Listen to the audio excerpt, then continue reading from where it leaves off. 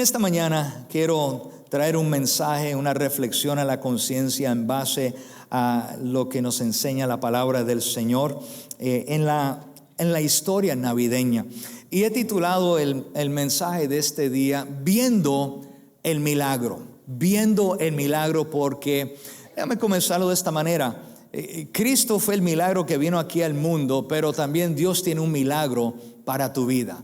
Y a lo mejor no te das cuenta, pero estás viendo un milagro. Pero Pastor Alfonso, yo no veo mi milagro, porque a veces Dios hace cosas de una forma que no nos damos cuenta que es un milagro. Nos gusta lo sensacional, nos gusta lo grandioso que a veces Dios hace cosas, pero de vez en cuando Dios hace milagros y a veces uno ni se da cuenta de que es un milagro. El milagro de la venida de Jesús fue algo impresionante, porque como hablé el domingo pasado, la probabilidad de que todas las profecías se cumpliesen era astronómica, y sin embargo cada promesa del Mesías se cumplió al pie de la letra.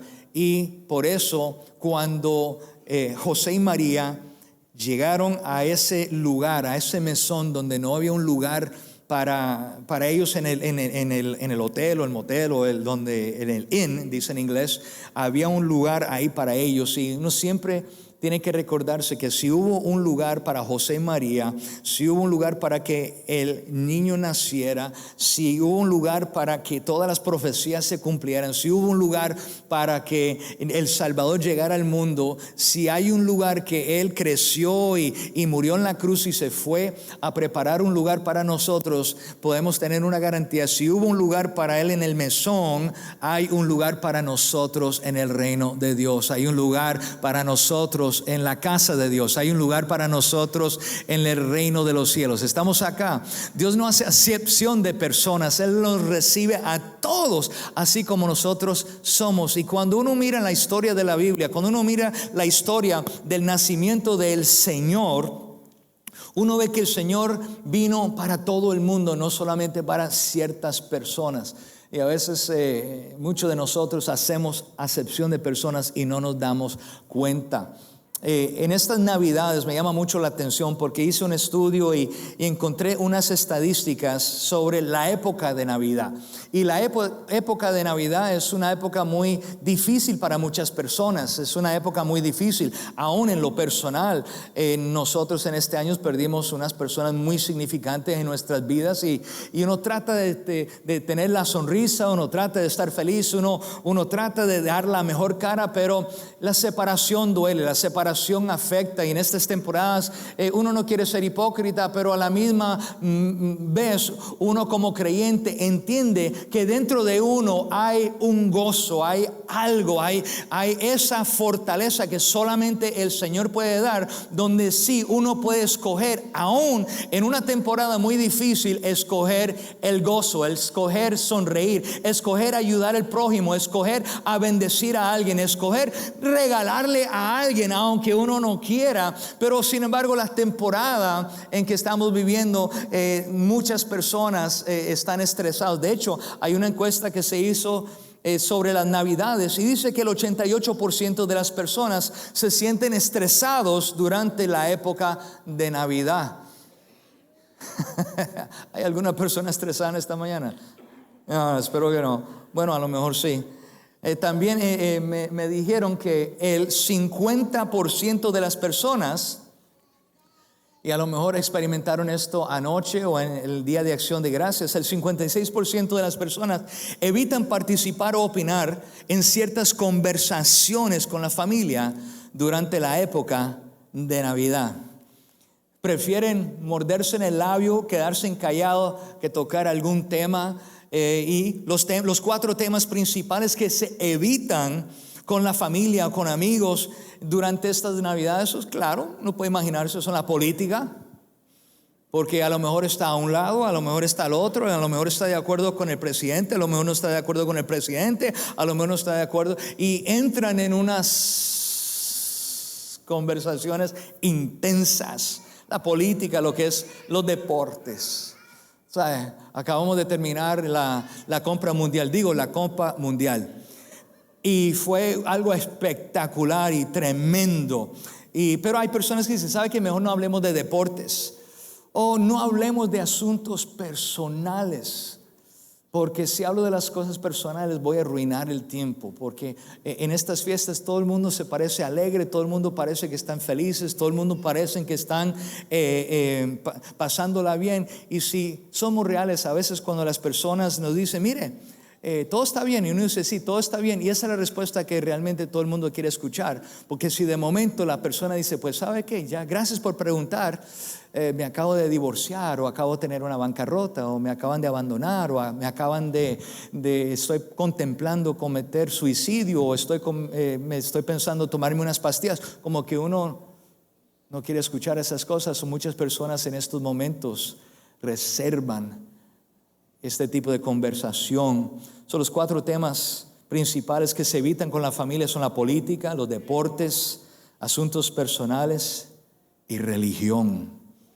No toquemos el tema de religión. Y ese tema no tengo que mencionarlo acá, porque aquí todos hemos venido para adorar al Señor. Hemos venido aquí para glorificar al Señor. Así que en esta mañana sí podemos hablar de religión, porque estamos hablando del Rey de Reyes y el Señor de Señores, el que formó la religión cristiana. Pero más allá de una religión, porque la religión no te llega al cielo, la religión no puede hacer nada por ti. La religión lo que hace en el contexto de una organización es poner un montón de reglas y leyes que prácticamente nadie puede seguir. Pero cuando uno entiende que el niño vino aquí a la tierra para que nosotros pudiéramos tener una relación personal con Él y no seguir simplemente algo religioso, por eso vino Jesús aquí a la tierra.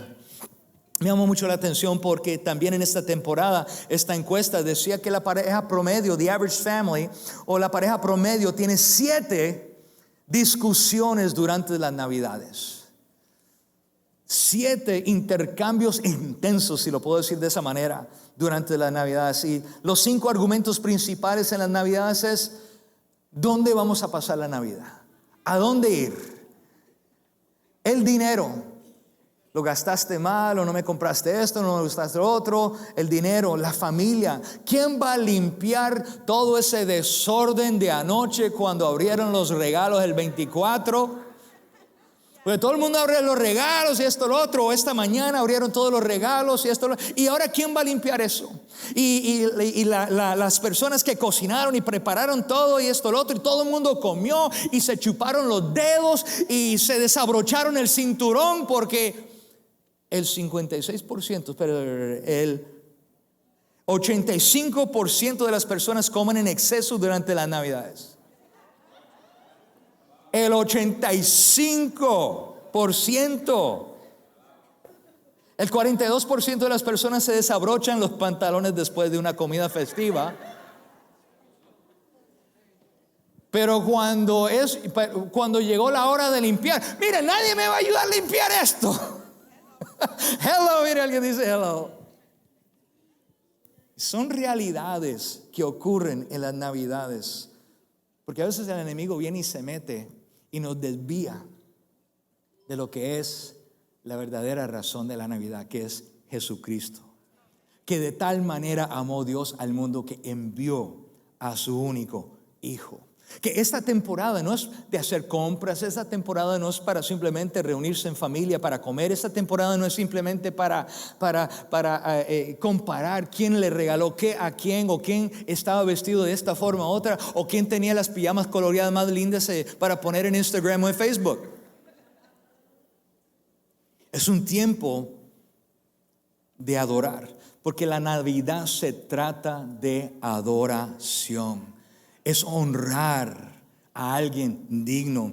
Y Jesucristo vino y se humilló, se hizo como nosotros. Él es humilde, Él es santo, Él es el Espíritu Santo. El Señor vino aquí no para ser servido, sino para servir. Él está aquí para servirnos. Él es honesto, Él es digno de adorar, y por eso venimos en un 25 de diciembre a la casa de Dios para adorar, porque Jesús, escuche bien, fue adorado en el cielo, y Él vino a la tierra para que aquí en la tierra también le pudiésemos adorar.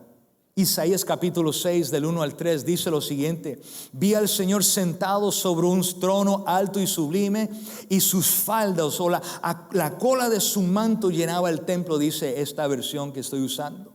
Por encima de él estaban los serafines, eran unos ángeles impresionantes que tenían 6 alas, y cada uno tenía esas 6 alas, y con 2 cubría su rostro, y con 2 cubría sus pies, y con 2 volaba. Y eso me llama mucho la atención, porque esas 2 alas que usaba para volar era para estar presto por si Dios le hablaba, si Dios le decía algo, ellas estaban listas para volar. Se cubrían el rostro con sus 2 alas, porque reconocían que Dios era tan santo que aunque ellos eran seres sobrenaturales, aún le rendían honra y adoración a Dios. Se tapaban sus rostros y se tapaban sus pies, porque reconocían la humildad. Ellos eran humildes, pero estaban prestos para servir, estaban prestos para adorar, estaban ahí. Y dice aquí: con 2 cubría sus pies, con 2 volaban, y el uno al otro llamaban al otro y decían: santo, santo, santo es el Señor de los ejércitos.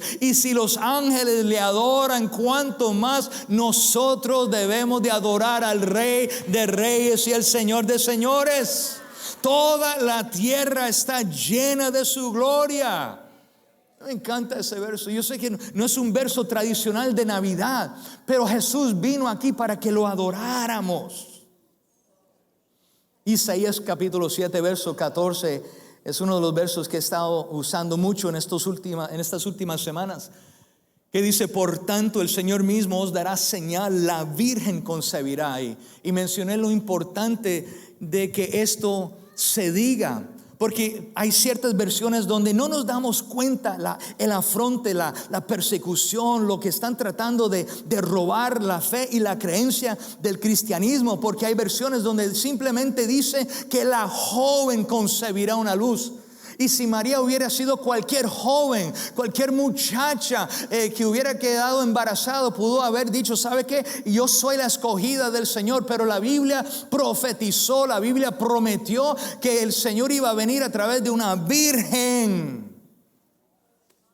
Y por tanto el Señor mismo dará señal, la Virgen concebirá y dará a luz un hijo, y llamará su nombre Emmanuel, que es Dios con nosotros. Dios bajó a la tierra para que lo adoremos. Dios bajó aquí a la tierra porque cuando Él estaba en el cielo, los ángeles lo adoraban allá. Cuanto más nosotros lo debemos de adorar aquí en la tierra. Oh amados, no hay nada mejor que adorar a Dios. No hay nada mejor que estar en la presencia de Dios. Cuando nosotros estamos aquí en el templo, cuando estamos aquí reunidos juntos y empezamos a adorar a Dios, aquí los hermanos juntos en armonía, en una sinfonía de adoración, estamos practicando para algo que nosotros vamos a hacer en el cielo por la eternidad. Así que si no te gusta la alabanza, si no te gusta la adoración, te animo que te empiece a gustar, te animo a que empieces a adorar, porque es algo que vamos a estar haciendo por la eternidad. Por eso, amados, Jesús fue adorado en la tierra en su venida y cumplió todas las promesas mesiánicas. Eso lo hablé la semana pasada. Pero también hemos estado dando un estudio en el libro de Malaquías. Y en Malaquías, el último libro de la Biblia, antes que hubo un silencio por 400 años, dice lo siguiente en Malaquías capítulo 4 verso 5. Dice: estoy por enviarles a Elías antes que llegue el día del Señor, día grande y terrible. Él hará que los padres se reconcilien con sus hijos. Muchas personas me preguntaron: pero pastor, esa obra que hicieron el jueves en la noche no fue así como muy navideña, porque a mí me gusta hablar de las realidades que ocurren en la sociedad hoy en día. El año que viene yo quiero hacer una de esas presentaciones donde está Jesús y María y José, y si podemos traer unos camellos y unos burros, aunque hay muchos burros, no digo unos asnos. Será algo tradicional en el sentido con ese mensaje.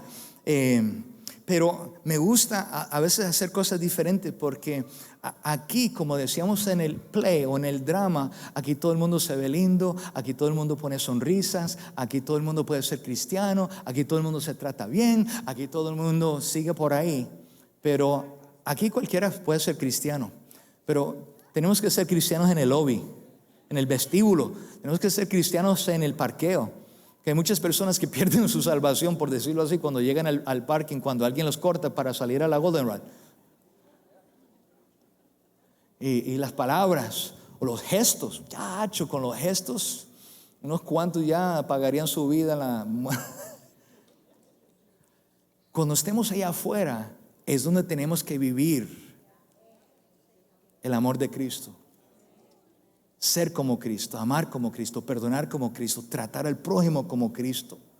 Allá es afuera. Porque si no, mira, amados, la gente dice, mira, las iglesias están llenas de hipócritas. Yo digo, sí, las iglesias sí están llenas de hipócritas, pero sabe que tú no tienes que ser uno de ellos.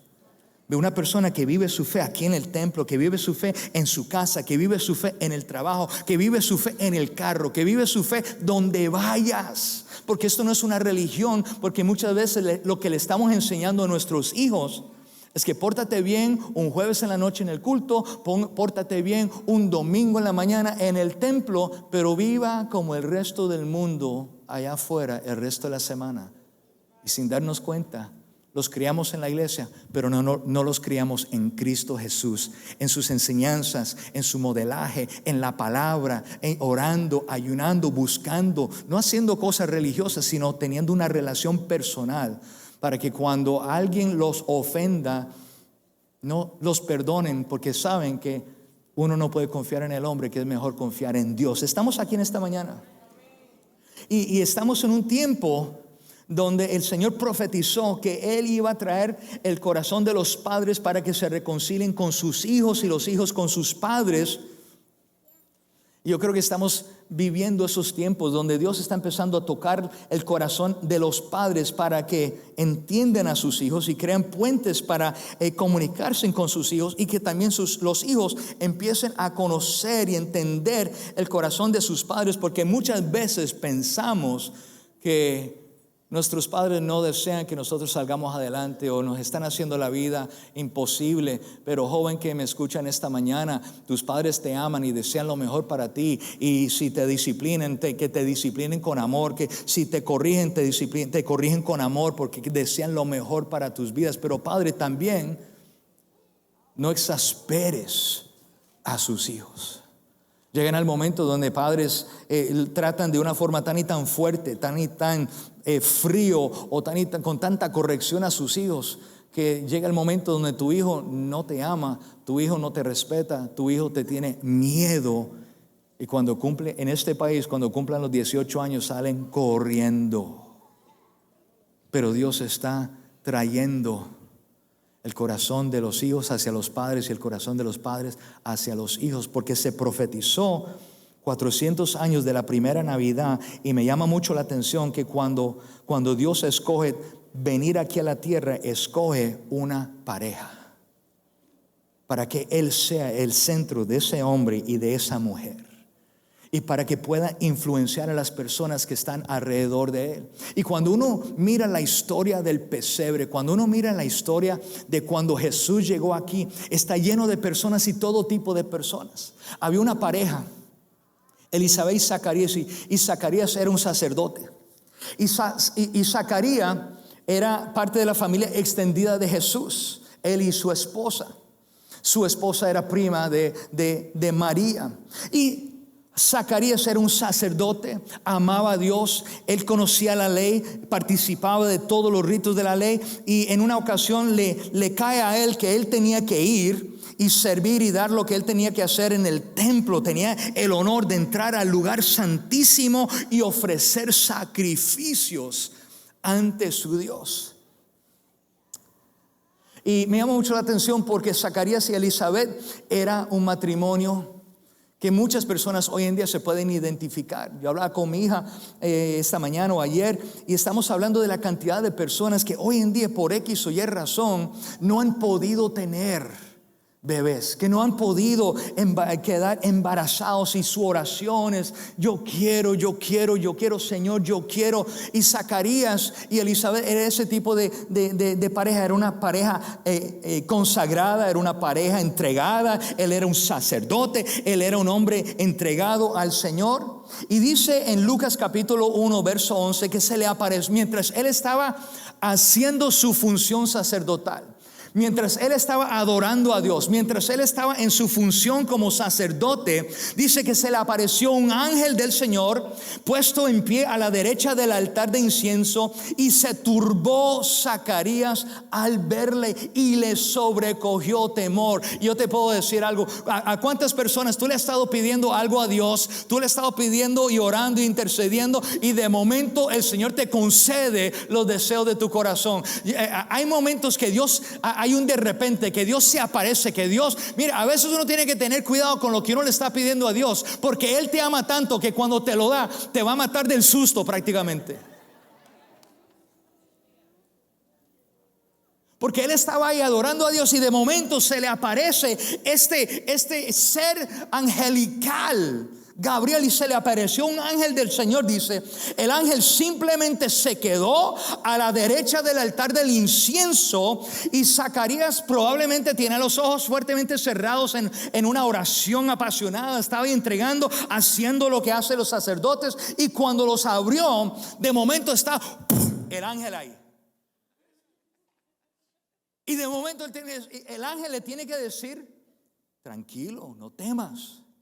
Porque dice la escritura, y se turbó Zacarías al verle y sobrecogió de temor. El ángel que se le apareció a Zacarías era una gloriosa, temerosa, increíble criatura, como muchos de los ángeles que aparecen en la Biblia. Y como acabo de mencionar, a veces le estamos pidiendo algo al Señor, y cuando Dios se aparece, cuando Dios envía una señal, cuando Dios abre la puerta, cuando Dios viene, a veces decimos, Señor, ¿de verdad? ¿De verdad ese es mi carro? ¿De verdad esa es mi casa? ¿De verdad I'm pregnant? ¿De verdad me dieron el trabajo? ¿De verdad hay eso de bono? No, aquí tiene que haber un error. Porque decimos, esa es la cosa. A veces le pedimos cosas al Señor, y cuando Dios no lo da, no.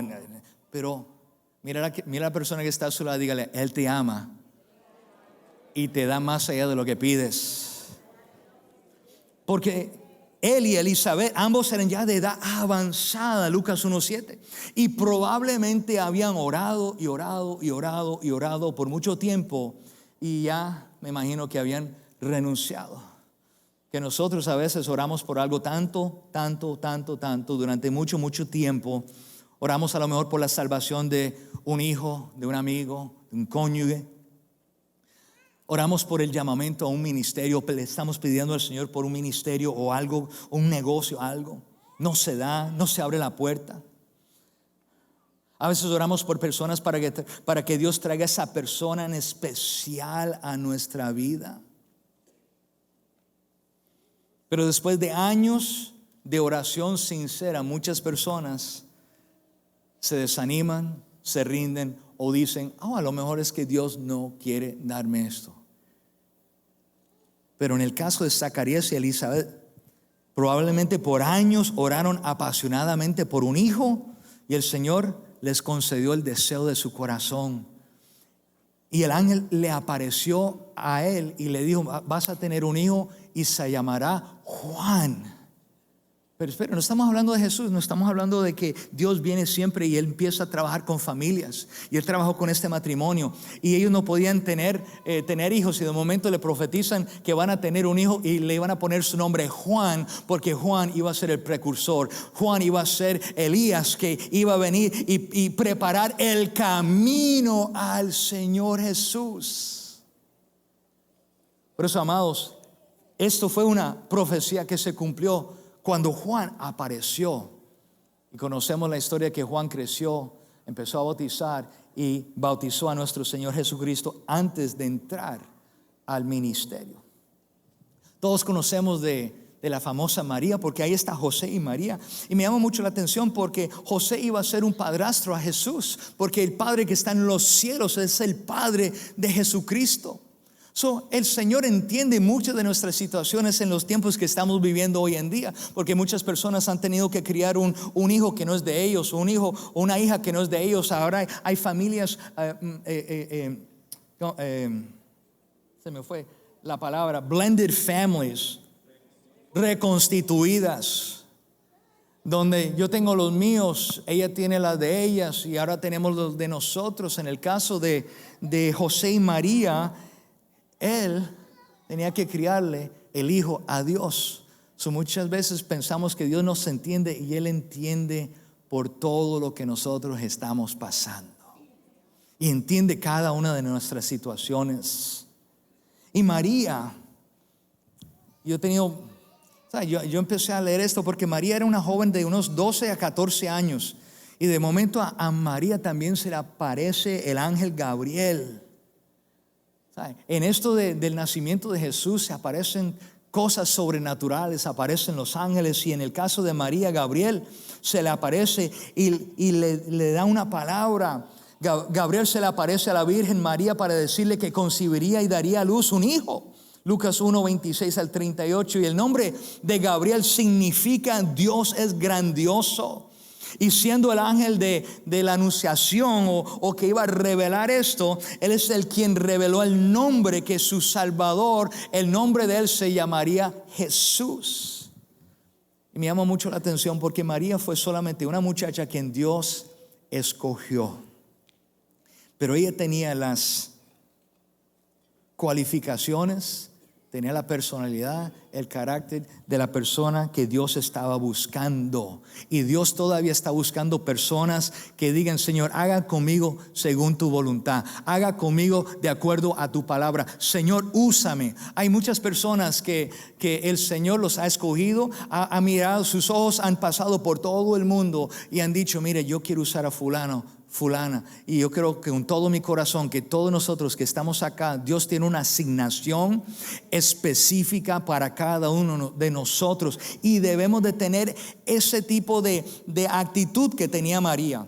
Yo quiero leerles una porción de la escritura que muchas veces, a veces la gente no consideran, y es la forma de que cuando el ángel habló con María, cuando él le comunicó este anuncio que ella iba a quedar embarazada, ella dijo: mira, esto cómo va a suceder, yo no he conocido a hombre. El ángel explicó cómo iba a suceder.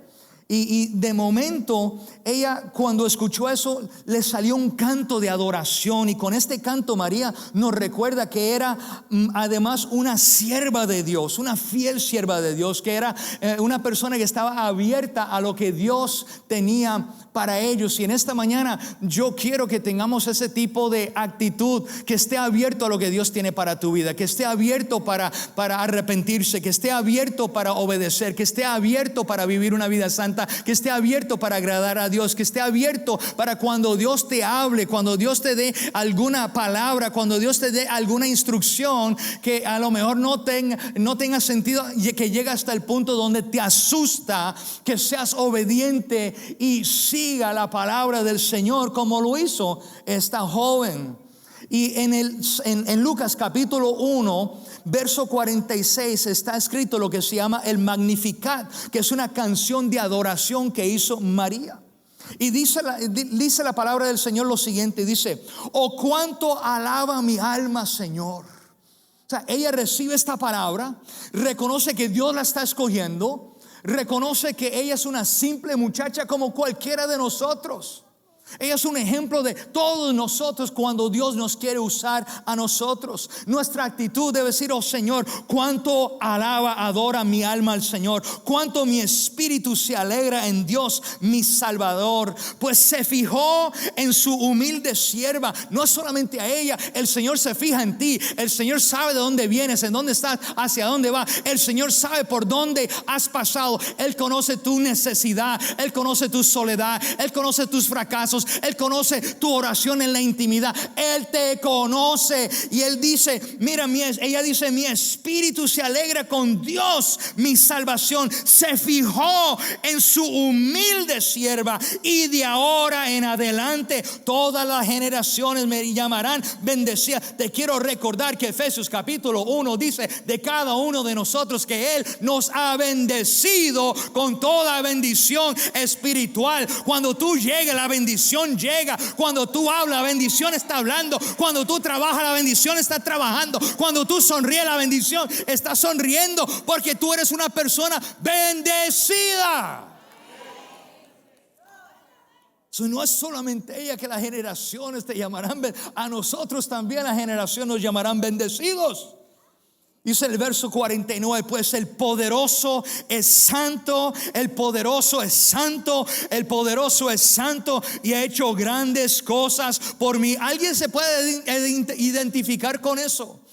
Que el Señor ha sido poderoso, que el Señor se ha acordado de ti, que en medio de las navidades, en medio de la soledad, en medio de la enfermedad, en medio de los problemas, en medio de las vicisitudes, en medio de la escasez, en medio de tus traumas, en medio de tus pleitos, en medio de tu situación, el poderoso ha hecho grandes cosas por ti.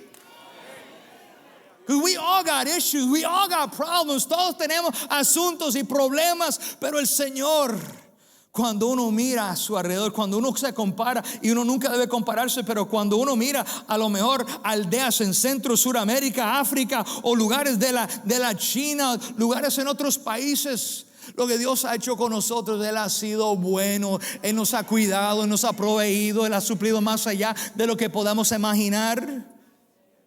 Y ella viene y dice, mira, pues el poderoso es santo y Él ha hecho grandes cosas por mí.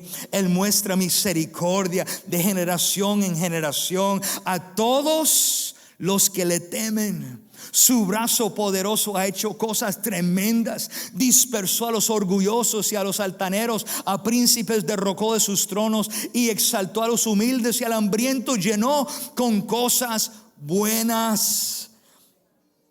Dice, a los ricos despidió con las manos vacías porque ya tenían las manos llenas. Ayudó a su siervo Israel y no se olvidó de ser misericordioso, pues lo prometió a nuestros antepasados. Ahí está diciendo, mira, el Señor profetizó, el Señor prometió, y cuando Dios profetiza, cuando Dios promete, Él lo cumple, porque Él dijo que iba a llegar Emmanuel, Dios con nosotros. Y cuando llegaron al pesebre, al mesón, a ese lugar donde estaba Jesús, se dieron cuenta que Él era Emmanuel, Dios con nosotros. ¿Estamos acá? Dice, pues lo prometió nuestros antepasados a Abraham y sus descendientes para siempre. Y María se quedó con Elizabeth unos 3 meses y luego regresó a su casa. Eso debe ser la actitud de muchos de nosotros, no exaltarla a ella. Fue una muchacha que Dios usó. Y nosotros somos hombres y mujeres, personas que Dios quiere usar de la misma forma. Lo que tenemos que hacer nosotros es decir, Señor, heme aquí, aquí estoy para servirte. Estamos acá. Y ahí nos lleva a Elizabeth, porque Elizabeth era la familia extendida de Jesús. Ella visitó a María y pronunció una bendición sobre María. Muchos han escuchado esto. Dice en Lucas 1:40 que al llegar entró en casa de Zacarías y saludó a Elizabeth. Y tan pronto como Elizabeth oyó el saludo de María, la criatura saltó. ¿Quién saltó? La criatura. Juan, que estaban en el vientre de Elizabeth, cuando oyó el saludo de María, que estaba cargando a nuestro Señor Jesucristo, cuando la criatura escuchó el saludo de María, la criatura saltó en su vientre. Oh, amados, tenemos que cuidar las vidas que hay en los vientres. Yo no quiero hacer esto político, pero tenemos que cuidar la vida. Entonces Elizabeth, llena del Espíritu Santo, exclamó: bendita tú entre las mujeres y bendito el Hijo que darás a luz. Pero ¿cómo es esto que la madre de mi Señor venga a mí? Me llama mucho la atención porque Juan, el primo de Jesús, fue lleno del Espíritu Santo y él saltó en el vientre primero en adorar a Jesús. Él fue el primero que adoró tú sabes, el bebé que estaba en el vientre de Elizabeth fue el primero que adoró a Dios. Por eso tenga cuidado con la música que escucha cuando estás embarazado, cuando estás embarazada. Porque si estás embarazado estoy preocupado.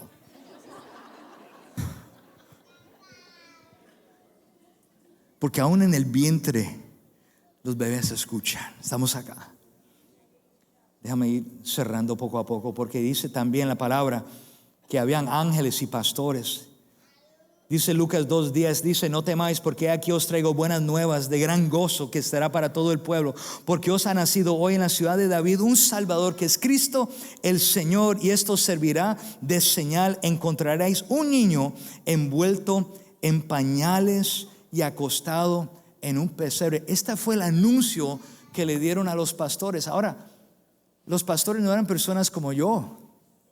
Si tienen la oportunidad de ir a Israel en algún momento, todavía hay personas que cuidan ovejas allá. Y los pastores en esos lugares son las personas de la más baja clase social que se encuentran.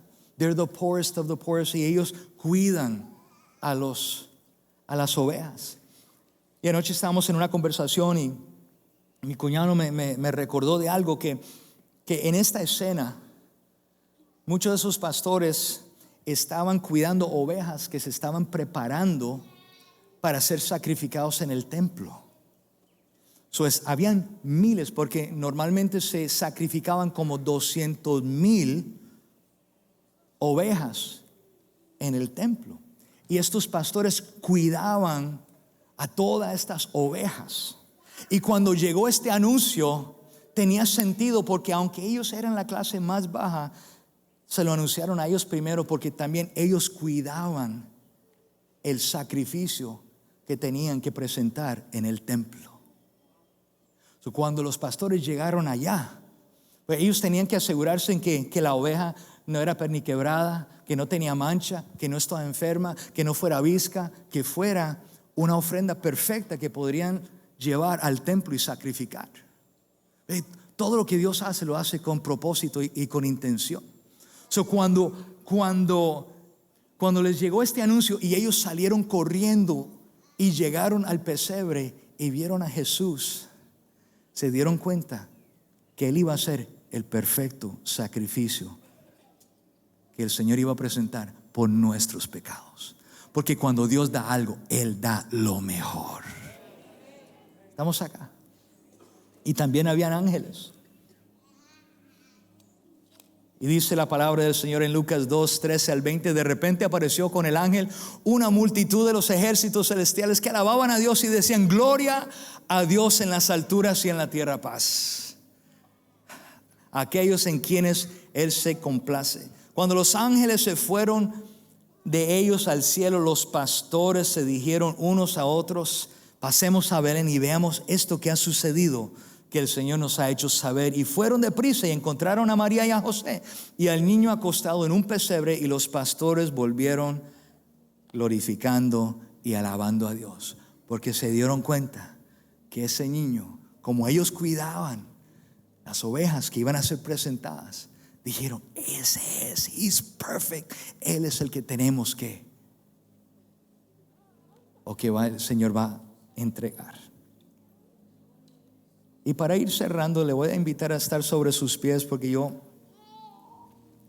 he mencionado esta parte, pero a mí me encanta esta parte, que es cuando los reyes, los sabios del oriente llegaron. Porque los sabios del oriente, ellos representaban una clase alta. Aquí vemos matrimonios, aquí vemos personas mixtas en relaciones, aquí vemos hombre y mujer que están luchando con cosas personales, oraciones no contestadas. Vemos clase baja, vemos clase alta, porque los sabios del este eran personas de renombre, eran personas de posición, eran personas de título, eran personas de posición, eran personas de mucha influencia. De hecho, cuando llegaron los sabios a Jerusalén, toda la ciudad se conmovió. ¿Cómo se va a conmover una ciudad completa si simplemente llegan 3 personas? Muchas veces van a llegar desapercibidos, ¿cierto? Pero es que los que llegaron no eran cualquiera. Piensan que hay 3 porque trajeron 3 regalos. Pero estas personas llegaron con caravanas. Estas personas llegaron con camellos, estas personas llegaron con sirvientes, estas personas llegaron con tiendas que tenían que ser montadas, llegaron con personas que les cocinaban, llegaron con personas. Se estima que posiblemente que cuando llegaron los sabios del oriente llegaron unas 500, 600 personas. Por eso como se conmovió toda la ciudad. Y el regalo de oro, el regalo de incienso y el regalo de mirra, eso no era cualquier cosita. Eso fue lo que sostenió a Jesús y su familia hasta que posiblemente cumplió sus 30 años. He was set for life. Ellos no dieron cualquier cosa. Cuando dicen que Jesús era un humilde, mire, los regalos que le trajeron a Jesús era para que él, su familia, sus hermanos, todos vivieran bien. ¿Y por qué les menciono a todas estas personas? ¿Por qué les menciono a Zacarías? ¿Por qué le mencioné a Elizabeth? ¿Por qué le menciono a María? ¿Por qué le menciono a José? ¿Por qué le menciono a Juan? ¿Por qué le menciono a los ángeles? Porque lo que Dios hace es sobrenatural y Él viene a tocar personas comunes y corrientes con lo sobrenatural. Nunca cierre las puertas a lo sobrenatural para tu vida, porque sin darte cuenta, el hecho de que tú estás aquí en esta mañana, estás viendo un milagro. Porque fuiste en contra de querer quedarte en la casa, de querer quedarte andando por ahí. Llegaste a la casa del Señor. Yo estoy viendo un milagro en tu vida en esta mañana. No cierre la puerta a lo milagroso en tu vida. No cierre la puerta a la palabra que Dios te ha dado. No cierre la puerta a lo que sientes adentro. No cierre la puerta a lo que Dios ha hablado sobre tu vida. No te rindas.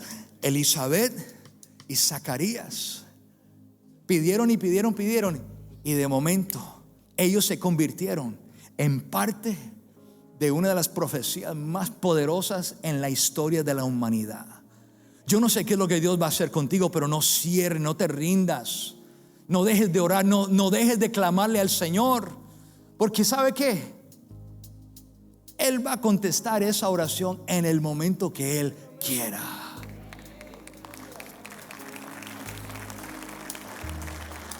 Los matrimonios, Él quiere ser el centro de tu vida. Jesús, que sea el centro de tu vida. Nosotros nos enfocamos en los niños de esta casa, en los jóvenes de esta casa. ¿Por qué? Porque mira, si no alcanzamos a los niños, si no alcanzamos a la juventud, mañana no vamos a tener una iglesia. Y tenemos que cuidar a los bebés, porque Juan en el vientre fue el primero que adoró a Dios, fue el primero que adoró a Jesús. Los ángeles son sobrenaturales. Los pastores. ¿Qué te quiero decir con esto? El niño del pesebre, Emmanuel, Jesús, Dios con nosotros. Él no solamente vino para los pobres, Él no solamente vino para los matrimonios, Él no solamente vino para los jóvenes o los adolescentes, Él no solamente vino para los de la alta sociedad. Jesús vino para todo el mundo. Jesús vino para todos nosotros. Oh, amados, quería cerrar esto con este poema. Me lo compartió mi hija esta mañana y yo dije, wow. Y es tan tremendo. Dice: ¿tendremos ojos para verlo?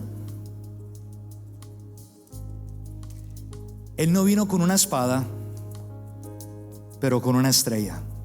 Él vino sin ejército, pero con una pequeña familia judía. Él vino sin procesión, pero con la compañía de animales de un establo. Vino sin un trono resplandeciente, pero con un viejo pesebre de madera. Él vino sin palacio, pero Él trajo el reino de los cielos con Él. Él vino sin corona de oro, pero pronto encontraría otro.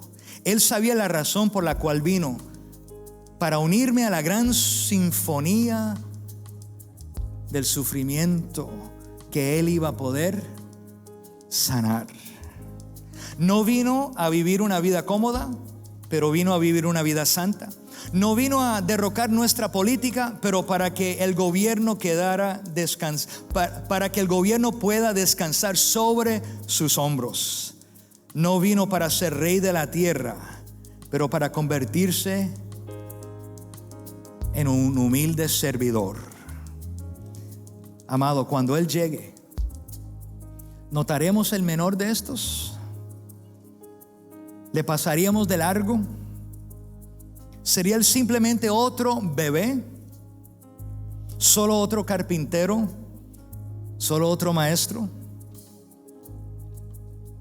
Amados, en este día simbólico, porque es un día simbólico, pero en este día démosle la bienvenida a este bebé. Démosle la bienvenida a Jesucristo. Démosle la bienvenida al Rey de Reyes, al Señor de Señores, al Hijo que aún no es un hombre, un rey o un salvador, pero ha prometido serlo así. Incluso cuando Él no se parece a la promesa, Él es el cumplimiento de la promesa.